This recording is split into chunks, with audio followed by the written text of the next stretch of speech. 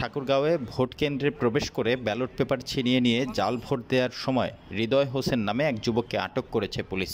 বুধবার দুপুর ৩টায় বালিয়াডাঙ্গি উপজেলার মধ্যচারল সরকারি প্রাথমিক বিদ্যালয় কেন্দ্রে ভোট গ্রহণের সময় দলবদ্ধ হয়ে কয়েকজন যুবক ব্যালট পেপার ছিনিয়ে নিয়ে জাল ভোট দেয়। এ সময় আনসার সদস্যরা দেখতে পেয়ে পুলিশে খবর দেয় এবং পুলিশ এসে হৃদয় হোসেনকে আটক করেন। এ সময় হৃদয় হোসেনের সঙ্গে থাকা অন্যান্যরা পালিয়ে যায়। আমি প্রিজাইডিং অফিসার গোপাল চন্দ্র বর্মন, ৯ নং কেন্দ্র মধ্যচারল সরকারি প্রাথমিক বিদ্যালয় থেকে বলছিলাম।